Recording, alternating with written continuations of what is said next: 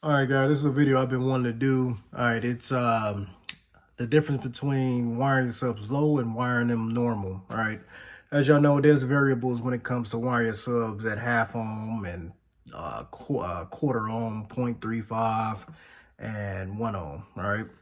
So the benefits of wiring your subs low. All right, if you wire your subs low to half ohm, all right, and the amplifier is rated at 1 ohm, what you're going to do is you're going to get more power coming from your subwoofer, or not your subwoofer, but you're going to get more power coming from your amplifier. All right. Going to get more power coming from your amplifier. The downfall is there's a couple of downfalls to that. All right. One, you're going to require your amplifier to work harder. All right. That's the first thing. Second thing, you're going to lose out on your dampening factor, meaning you're going to lose the ability of your subwoofer to control itself, meaning when you wire low, your subs won't be as controlled as if you were wired at 1 ohm. So, and just imagine the amplifier taking over your subs once you wire low. So the lower that you wire your subs, the more your amplifier is going to take over your subs, meaning your sub is going to be all over the place. All right, and that's pretty much what wiring your subs low will do. It will lower your dampening factor, which will create a sloppy sound. All right. Like I said again, the upside is it's good for SPO guys who just going for numbers. If you're going for just numbers and you're trying to get the highest number you can get at a low impedance, hey, it's go for it. That's what it's for. All right, for you guys that's into SPL and you're trying to get numbers, and also make sure you have a good electrical behind it. All right, and that's one of the few downfalls. Like you're gonna need more power from the amplifier. You're gonna make sure you have a good durable electrical, and you're gonna lose cone control at low impedances. All right. Also, wiring at low impedances, you're fighting impedance rise. Pretty much, you're fighting that, and you're trying to pretty much get that rated power, if not more, out that amplifier. That's why a lot of people wire at low ohm loads so they can get the most power they can out the amplifier. And you're fighting impedance rise too, which it's a good thing, but it's a bad thing too, because I mean, subs, they're designed to go up in impedance to protect the subwoofer. All right. And this is where wiring your subs at 1 ohm comes in at. So let's just say you wire your subs at 1 ohm. All right. The downside is you will not get that power rating at 1 ohm, because the minute your subs start playing, you're going to go up to probably 2.3 ohms or 2.8 or 3. Some people go up to 4 or 5. But it's more efficient when you run your amplifier at 1 ohm. And it also protects your subwoofers from overpowering.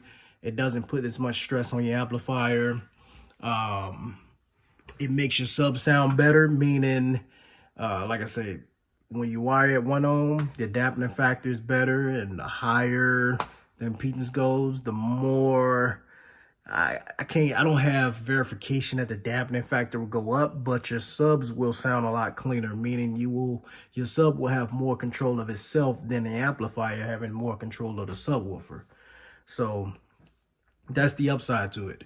Like I said, the downside, you won't get as much power. So if the amp is rated at 5,000 watts, you might get probably, I don't know, 2,800 watts, 3,000 watts, 3,500 watts, give or take, depending on how good the amplifier is, how good it is at that rating, and how efficient it is at that rating too. No amplifier puts out 100% power at 1 ohm if it's wired at 1 ohm. You may get that power if it's wired down to 0.5 or 0.47 or something, or 0.35, you'll get that power. But the downside of that, you will possibly blow your amplifier. It will heat up quick, and you will lose cone control. So when you guys, if you have a main purpose to demo and demo only, and just go to shows and do your thing and not have to have zero problems, wire your subs at the rated impedance, all right, or stable impedance. All right. For some of you guys that's out there that's in the SPO that's been doing this for a long time, you guys know what you're doing.